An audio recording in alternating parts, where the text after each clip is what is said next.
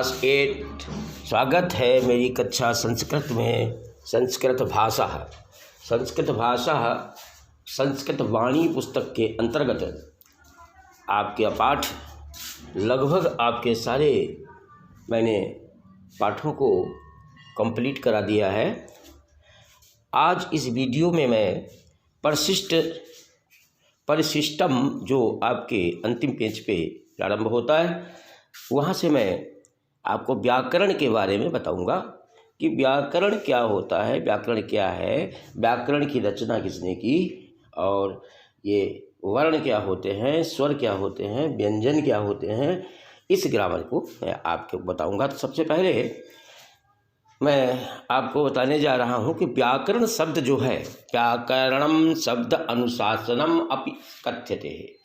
व्याकरण शब्द को अनुशासन कहते हैं, अनुशासन है। व्याकरण जो है ये शब्दों का अनुशासन भी इसको कहा जाता है। इस शब्द का निर्माण जो करते हैं उसमें व्याकरण होती है कि एक साइंटिफिक ढंग से इन शब्दों की रचना हुई है। तो संस्कृत व्याकरण जो है शब्द अनुशासनम अपि कथ्यते है, व्याकरण को शब्दों का अनुशासन भी कहते हैं। व्याक्रियन्ते उत्पन्नते शब्दाः येन तत् व्याकरणम। व्याकरण में क्रिया और उत्पादनते उत्पादन में जो शब्द उत्पादित होते हैं उनके द्वारा ये मिल करके तद व्याकरणम, तब व्याकरण शब्द बनता है। पाणिनि जो है, पाणिनि का नाम सुना होगा, पाणिनि मुनि हैं एक, वो महान व्याकरणों अभवत, बहुत बड़े व्याकरण वेत्ता हुए, व्याकरण को जानने वाले हुए थे। सबसे पहले पाणिनि ने व्याकरण नामक एक ग्रंथ की रचना की थी, जिसमें संस्कृत की ग्रामर उसमें आपको मिलती है। संस्कृत वाङ्मये तस्य अवदानम महदास्ति। संस्कृत के व्याकरण में इसका बहुत बड़ा महत्व है व्याकरण का। इस व्याकरण नामक ग्रंथ का पाणिनि ने जिसकी रचना की, येन विरचितम संस्कृत व्याकरणम, उन्होंने उनके द्वारा रचित संस्कृत व्याकरण जो है वह वैज्ञानिक है, प्रामाणिक है और विश्रुतम, पूरे संसार में विख्यात है। सूत्रबद्ध है, विशालंचास्ति, और बहुत बड़ा ग्रंथ है व्याकरण का जिसकी उन्होंने पाणिनि ने रचना की।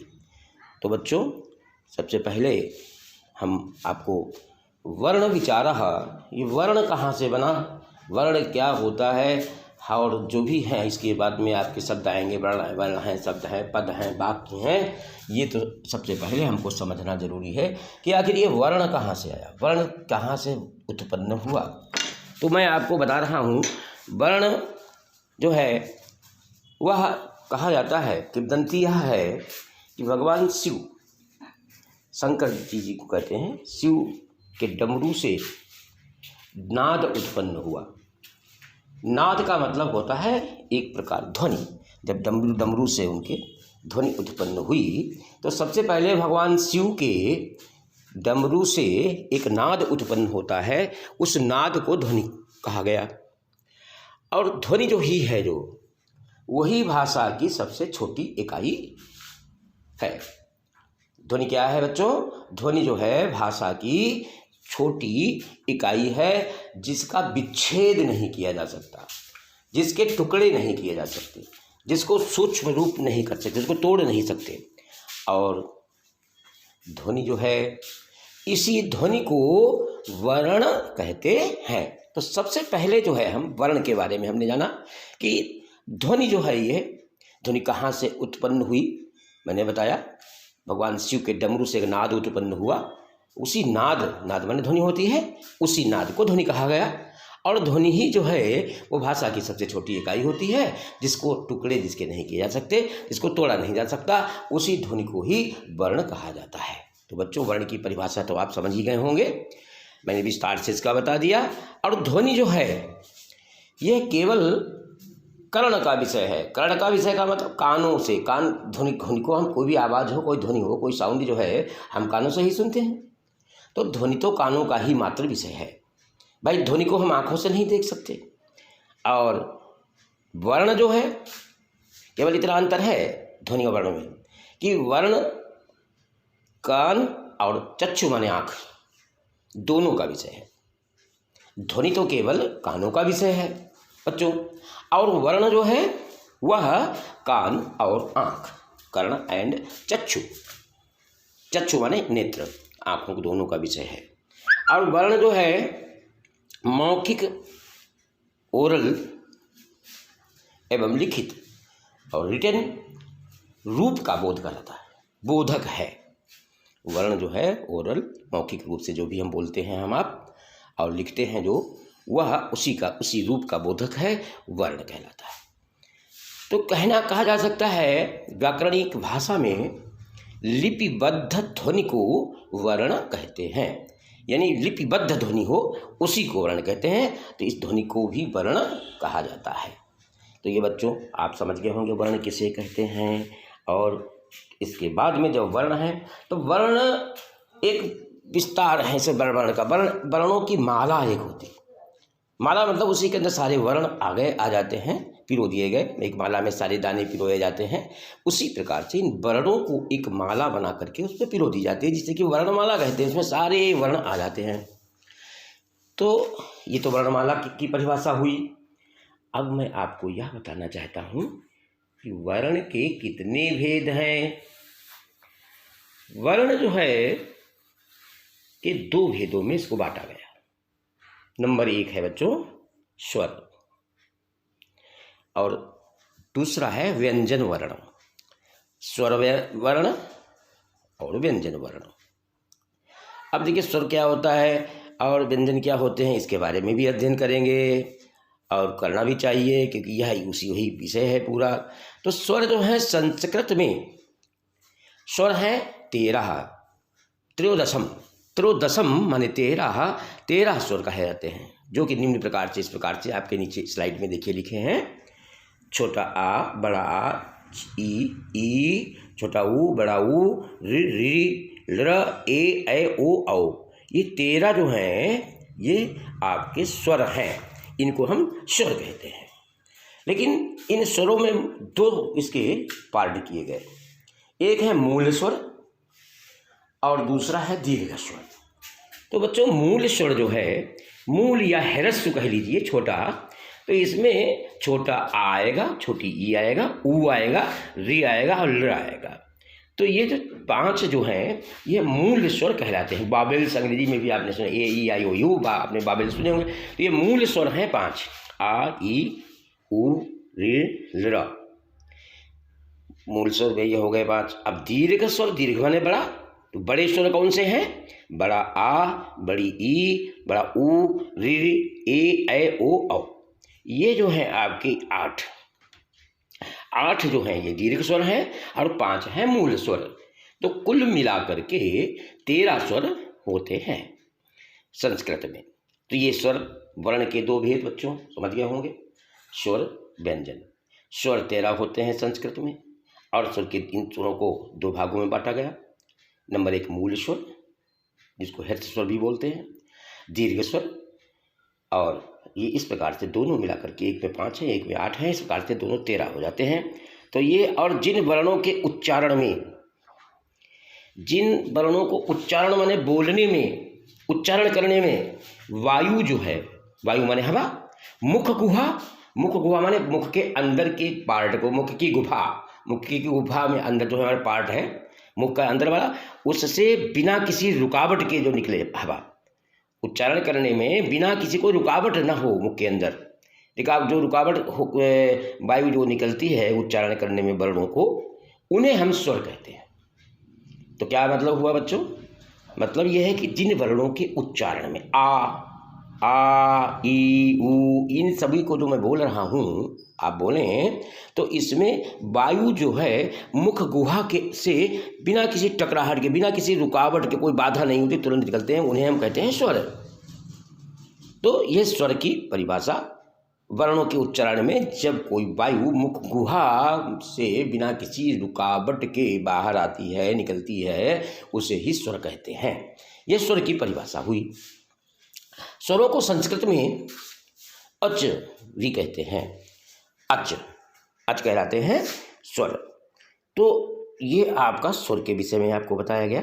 अब आपको जो है इसके आगे आता है, पहले मैंने दो बताया था वर्णों के भेद में, एक तो स्वर और दूसरा व्यंजन। तो अब हम व्यंजन के बारे में जो है डिस्कस करेंगे।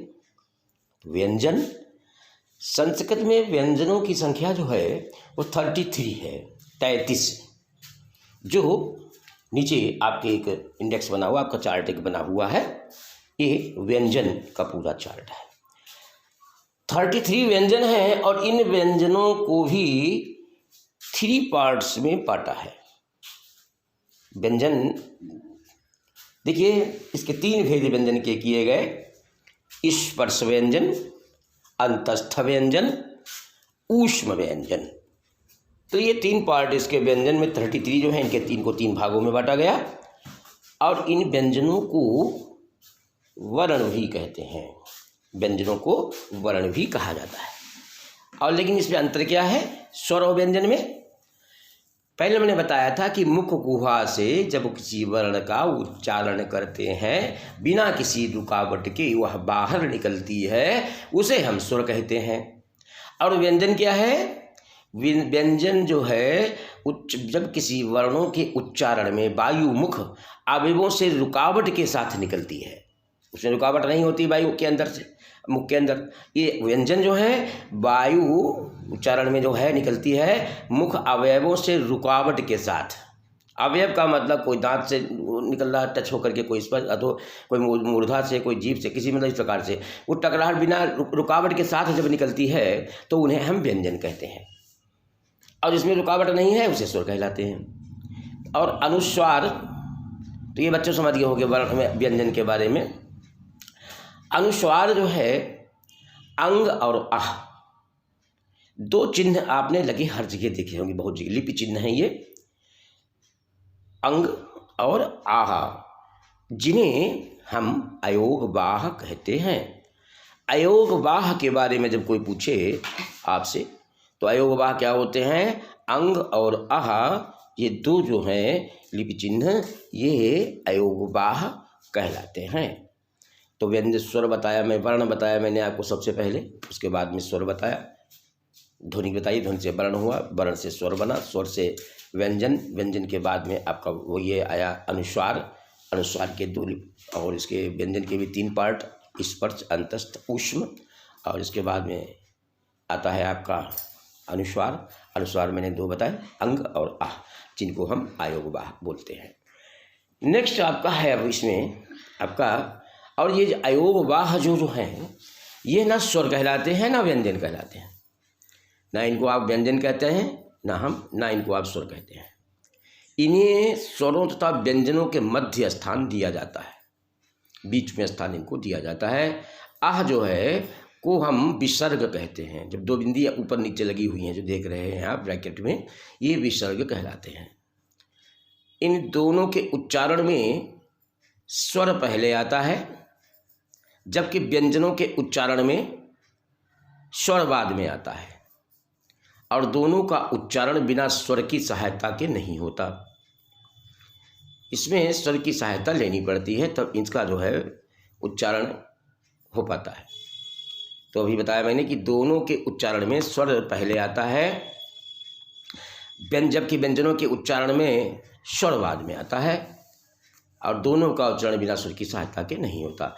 अनुस्वार का लिपि चिन्ह देखिए आपका है, लिपि चिन्ह में आपने देखा होगा एक अंग की बिंदी जो ऊपर लगाते हैं, ये जो है अनुस्वार कहलाता है, जो 5 होते हैं। अब 5 अनुस्वार कौन से हैं ये आपके देखिए इसमें लिखा है, वा, या, अणा, न और मा के बोधक हैं। ये 5 वर्ण जो हैं ये अनुनासिक कहलाते हैं। अगर पूछा जाए अनुनासिक वर्ण कौन से हैं, अनुनासिक वर्ण जो हैं आपकी वर्णमाला में जो 5वां जो आपका वो वर्ण है वह अनुनासिक होता है। जैसे कि क, ख, आप देख लीजिए इसमें, आप अपने भी चार्ट में मैंने आपको दिखा दूँ पुनः, का, खा, गा, घा, वा। तो वा देखिए ये 5वां है कवर्ग में, इसको कवर्ग बोलते हैं इन 5 को, क्योंकि का से स्टार्ट होता है तो ये कवर्ग कहलाता है। तो वह जो हुआ अनुनासिक हुआ, पांचवा वाला वर्ण जो है, चा छा जा झा या पांचवा है इसमें चवर्ग में, तो ये अनुनासिक है। टा ठा डा ढा अणा, अणा जो है ये टवर्ग का है, ये टवर्ग है, टवर्ग का पांचवा है तो अनुनासिक है अणा। ता था दा धा ना, ये आपका तवर्ग, तवर्ग का पांचवा वर्ण ना है, ये भी अनुनासिक में आता है। पा फा बा भा मा, ये इसमें पवर्ग, इसको पवर्ग बोलते हैं, तो इसमें इसका अनुनासिक पांचवा वर्ण है मा। तो ये इस प्रकार से अनुनासिक कौन से वर्ण हो गए, वा, या, अणा, ना और मा। ये स्पर्श व्यंजन होते हैं, ये होते हैं स्पर्श व्यंजन। स्पर्श व्यंजन इनको क्यों कहा गया, क्योंकि जब हम इनके उच्चारण हम इनको करते हैं तो वायु जो है हमारी मुख गुहा के अंदर कहीं ना कहीं से स्पर्श करते हुए निकलती है, इसलिए ये स्पर्श व्यंजन कहलाते हैं। अंतास्थ व्यंजन 4 हैं, या, र, ल, वा, ये अंतास्थ है। अंतस्थ माने अंदर से निकलते हैं, या, र, ल, वा, ये अंतस्थ व्यंजन कहलाते हैं। और ऊष्म व्यंजन ऐसे व्यंजन जिसमें कि निकलने पर गर्म आपकी वायु निकलती हो, श, ख, श, हा, तो ये इसमें ऊष्म व्यंजन इनको कहलाते हैं, क्योंकि इसको बोलने से ऊष्म हो जाती है वायु, गर्म हो जाती है। तो बच्चों आपको मैंने इन तीनों के अलग अलग डिटेल में समझा दिया। अब इसमें जो है मैं बता रहा था कि 5 नासिक के हैं, मुख्य नासिक के वर्णों में अनुनासिक शब्द कहलाते हैं 5, जो बताया मैंने अभी। जैसे कि अब देखिए ये लिखा हुआ डिटेल वहाँ, तो पा के बाद में अगर वहाँ लगा दिया और कहा लगा दिया, आपका विसर्ग में तो बन जाएगा पंकः, अंग की निकलती है पंकः, शंखः, शंख, गंगा, संघ, इनमें अंग वहाँ निकलता, अंग, संघ जो बीच में आपने वहाँ लगा हुआ है। अब देखिए ये चंचू में यहाँ अनुनासिक है, तो इसको लिखने के लिए इस प्रकार से लिख सकते हैं, अंक की बिंदी में लगा करके शारट में चंचू, बांछा, कंजम, झंझा। अब देखिए 5वां आया घंटा। घंटा में ये अणा होता है, ये ना लोग लिख लेते हैं, वो गलत होता है, वो इसमें अणा आता है घंटा, वो अणा की अंक बिंदी है। कंठा, दंडा, ये अणा की ये है बिंदी इसमें लगेगी, क्योंकि यह टवर्ग में है, इसका टवर्ग का 5वां अनुनासिक है। अब देखिए तवर्ग का 5वां है ना, तो ना में कांतः, मंथनम, इसमें ना आएगा आधा, मंथनम, वंदना, बंधनम, ना की अनुनासिक, इसकी बिंदी अनुनासिक ना की कहलाती है। जैसे पूछा जा सकता है घंटा में किसकी बिंदी है ऊपर लगाया है आपने, अंक की बिंदी जो की तरह इसको क्या बोलते हैं, घंटा में अणा की अनुनासिक है, इसमें ना नहीं कहेंगे कि ना है ये। कांतः में ना बोलेंगे आधा, मंथनम में ना बोलेंगे, बंधना ना हो जाएगा, बंधनम ना हो जाएगा।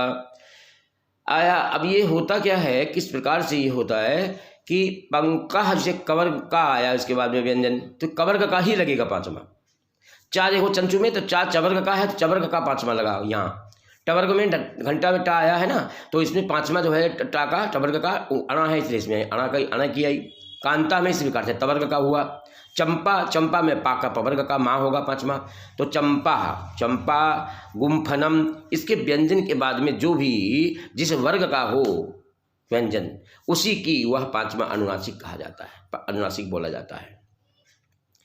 जैसे चंपा में पा है, तो पवर्ग में का 5वां हो गया माँ, तो ये चम माँ आएगा इसमें, चंपा। गुम्फनम कंबल, तो ये आपका अनुनासिक है। निम्नलिखित शब्दों के लिखने में केवल अनुस्वार का ही प्रयोग करते हैं, लेकिन इसमें हम केवल अंग की बिंदी लिखने में लगा देते हैं, सब जो बिंदी लगी हुई इसे अनुस्वार बोलते हैं। तो ये आपको बच्चों मैंने आपको बताया अनुनासिक क्या होते हैं, बहुत ही इंपॉर्टेंट चीज़ है ये में तक काम आएगी आपको अगर आपने याद कर लिया तो हिंदी में, संस्कृत में। अब जैसे संयम, संरक्षा, संलाप, संवाद, संशय, संस्कृति, संहार। अब ये जो है विशेष इसमें जो है होता है राम विद्यालयम। अब या के बाद में माँ आया, अंक की बिंदी आई, यम गच्छति, तो माँ रेखांकित पदों में माँ के लिए भी का इसका प्रयोग हुआ। प्रतिदिनम, रामायणम, तो इसमें माँ का प्रयोग इसमें किया गया है विशेष रूप से। तुम किम करोसि, सह प्रतिदिनम रामायणम, सब में माँ आएगा। माँ के लिए भी इसका प्रयोग अनुनासिक का किया जाता है। तत्पश्चात अब है विसर्ग। ये तो आपको अनुनासिक बताया। विसर्ग में भी आह, ई, ए, विसर्ग का प्रयोग स्वर के साथ होता है। विसर्ग का प्रयोग स्वर के साथ में होता है। जैसे कि अह प्रातः, आह रामाः, ई आकृति, ई के साथ में इसमें देखा बड़ी है नदी है, ए आया हरेह, स्वरों के साथ है। सब कोई भी स्वर है इसमें स्वर के ही साथ में बोला जाता है। रामाः, भानु, भानु ऊ है वधूः, शनैः भानोः। तो ये विसर्ग का प्रयोग है। विसर्ग का प्रयोग जो होता है स्वर के साथ में होता है। पहले स्वर उच्चारित होता है, उसके बाद में विसर्ग। स्वर को पहले उच्चारण करते हैं। स्वर के बिना विसर्ग का उच्चारण करना संभव नहीं है। और संयुक्त व्यंजन भी कुछ होते हैं जो संयुक्त व्यंजन दो व्यंजनों से मिलकर के जो बनाए जाते हैं, नया स्वरूप ग्रहण कर लेते हैं। जो दोनों व्यंजन को मिलाते हैं उनको मिलकर के एक तीसरा व्यंजन बनता है, वो कहलाता है संयुक्त व्यंजन। उनको वर्णमाला में कोई भी स्थान नहीं दिया गया है। जैसे कि का हलंत आधा हुआ प्लस छा, ये मिलकर के छ बना। ज और या मिलकर के ज्ञा बन जाता है। ता और आधा ता और रा मिलकर के त्र, श, श्र, ये व्यंजन जो हैं ये संयुक्त व्यंजन कहलाते हैं। इनका कोई भी स्थान वर्णमाला में नहीं मिलता, इन्हें नहीं मिला। वर्ण, अब ये यहाँ तक मैंने आपको वर्ण के विषय में इसके बारे में बताया। अब कुछ ये देखिए उदाहरण दिए हैं, जैसे कि रक्षा है, यज्ञ है, रात्रि है, आश्रमा है। इनको जब हम वर्ण विच्छेद करेंगे, वर्ण विच्छेद माने अलग अलग जब हम करेंगे, तो सबसे पहले रक्षा में रा आया है, तो रा जो पूरा रा बनता है उसके साथ में छोटा आ स्वर जो हो मूल स्वर मिला होता है, र और प्लस आ। अब छा का निर्माण मैंने बताया, अभी आपने ऊपर देखा दो स्वरों से मिलकर के क और छ, तो क और श इसको मिलकर के ये छ बना। इसमें मिसप्रिंट है, वहाँ पे छा नहीं होगा, शाह होगा। क और शाह मिलकर के छा बनता है। तो ये क और हलंत शाह हलंत मिला, उसके बाद में बड़ा की मात्रा है तो बड़ा आ गया, ये वर्ण विच्छेद में आएगा। यज्ञ या हलंत प्लस आ, बिना स्वर की सहायता से कोई वो बनते ही नहीं व्यंजन है। तो या आ ज या, जा या यज्ञ, क्या बना है आपका जा और या से मिलकर के ऊपर आपको दिखलाया गया। और प्लस आ और प्लस विसर्ग। इसी प्रकार से रात्रि में भी आप देख सकते हो, आश्रमा में शाह और रा मिलकर के ये तुम्हारे व्यंजन संयुक्त हैं। त और रा ये त्र बनता है, संयुक्त व्यंजन कहलाते हैं। तो ये आपको बच्चों, आपको पूरे वर्णमाला के बारे में मैंने आपको व्याख्यान दिया, पूरे आपको डिटेल मैंने आपको बताई। और व्याकरण पाणिनि ने जो लिखा बताया है उसमें माहेश्वर सूत्र 14 होते हैं, 14 जो निम्नलिखित हैं, जो नीचे लिखे हुए हैं। इनको आप अयुण, ऋलक या ओंग या औच है, वरट, लाणा, यमनांगणम और इवंज, इवत्र, षडधस, जवगर्धस, खप छठथ चटतव, कपय, सक्सर, हल, ये 14 जो हैं ये महेश्वर सूत्र बोले जाते हैं। महेश्वर सूत्र कितने हैं? 14। इनको भी नोट कर लीजिएगा, याद कर लीजिएगा। तो बच्चों आप विधिवत आप समझ गए होंगे व्याकरण के बारे में। इसकी रचना, व्याकरण की रचना किसने की थी? व्याकरण ग्रंथ की पाणिनि ने की थी। और पाणिनि ने की, और ध्वनि कहाँ से उत्पन्न हुई? शिव के डमरू से नाद उत्पन्न हुआ, ध्वनि उत्पन्न हुई। ध्वनि को ही वर्ण कहते हैं।